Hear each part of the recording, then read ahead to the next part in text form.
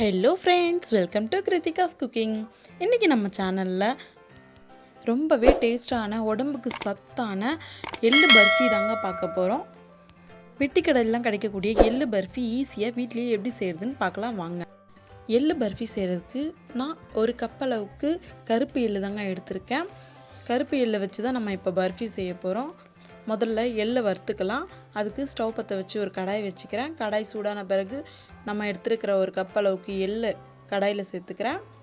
ஸ்டவ்வை மீடியம் ஃப்ளேம்லேயே தான் வச்சு நம்ம எள்ளை ரோஸ்ட் பண்ண போகிறோம்.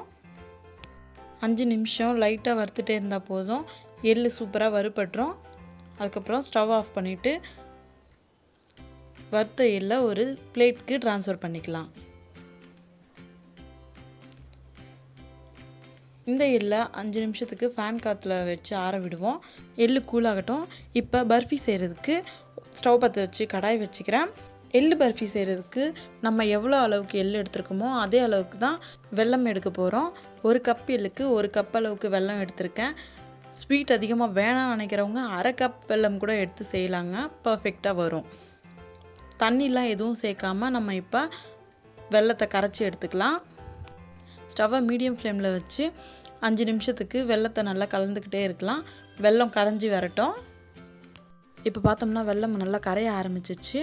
மீடியம் ஃப்ளேமில் வச்சு வெல்லத்தை 5 நிமிஷத்துக்கு கரைச்சிக்கிட்டே இருக்கலாம். இப்போ பாகு வந்துருச்சான்னு நம்ம செக் பண்ணிக்கலாம். பாகை செக் பண்ணுறதுக்கு ஒரு பிளேட்டில் கொஞ்சமாக தண்ணியை ஊற்றி நம்ம எடுத்துருக்கிற பாகை கொஞ்சமாக அதில் ஊற்றிக்கலாம். அதை கையை வச்சு நம்ம எடுத்து உடைச்சோம்னா பர்ஃபி உடையிற மாதிரி பாகும் உடையணும்.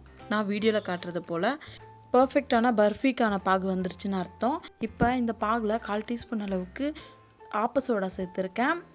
பிறகு 1 டீஸ்பூன் அளவுக்கு ஏலக்காய் தூள் சேர்த்துருக்கேன். ஆப்ப சோடா ஏன் சேர்க்குறோன்னா 1 மாதம் ஆனாலும் பர்ஃபி நமுத்து போகாமல் கிறிஸ்பியாகவே இருக்கும், அதனால தான் சேர்க்குறோம். இந்த ஸ்டேஜில் நம்ம வறுத்து எடுத்து வச்சுருந்த எள்ளை வெள்ளைப்பாகில் சேர்த்துடலாம். வெள்ளைப்பாகில் சேர்த்த பிறகு 2 நிமிஷத்துக்கு கரண்டி வச்சு நல்லா கலந்து விட்டுடலாம்.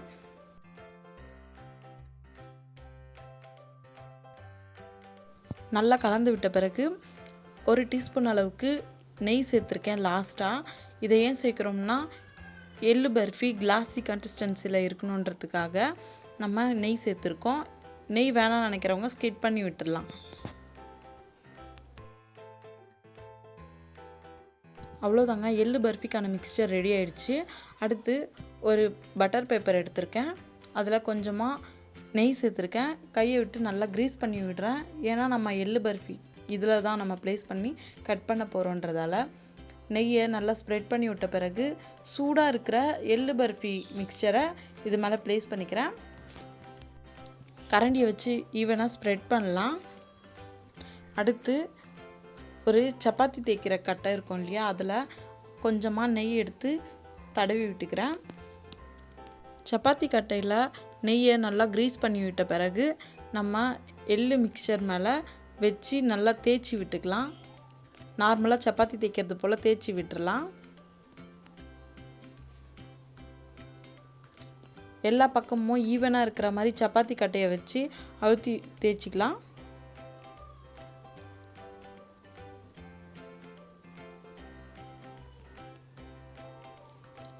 இப்போ இந்த மாதிரி ஒரு கத்திக்கு நெய் அப்ளை பண்ணிவிட்டு நமக்கு தேவைப்பட்ட ஷேப்பில் கட் பண்ணிக்கலாம். சூடாக இருக்கிற பர்ஃபியை கட் பண்ண வரலன்னும் போது பாதி கூலான பிறகு கூட நம்ம கட் பண்ணிக்கலாம். ஆனால் ஃபுல்லாக கூலான பிறகு கட் பண்ண முடியாதுன்றதால ஹாஃப் கூலான பிறகு கட் பண்ணிடணும்.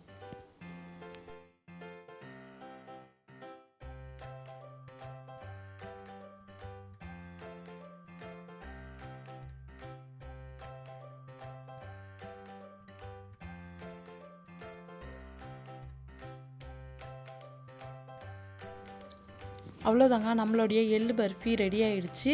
இப்போ இதை பட்டர் பேப்பர்லேருந்து ரிமூவ் பண்ணலாம். வீடியோவில் பார்த்தா உங்களுக்கே நல்லா தெரியும் நம்மளுடைய எள்ளு பர்ஃபி கரெக்டான கன்சிஸ்டன்சியில் வந்திருக்கு. இப்போ இந்த பட்டர் பேப்பர்லேருந்து நம்ம எள்ளு பர்ஃபியை ரிமூவ் பண்ணிடலாம். இப்போ பார்த்தோம்னா எள்ளு பர்ஃபியை நான் கட் பண்ணதுக்கு ஏற்ற மாதிரி உடைக்கிறேன். அது எந்த அளவுக்கு உடையுதுன்னு பாருங்கள். பெட்டி கடையில் கிடைக்கக்கூடிய அதே டேஸ்ட் அதே டெக்ஸ்சரில் நம்மளுடைய எள்ளு பர்ஃபி சூப்பராக வந்திருக்கு.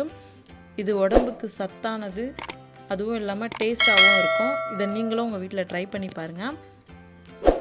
இந்த மாதிரியான பர்ஃபியை தினமும் ஒன்று சாப்பிட்றதால முடி உதிர்ற பிரச்சனையிலேருந்து பெண்களுக்கான மாதவிடாய் பிரச்சனை வரையும் எல்லாமே சரியாகும்.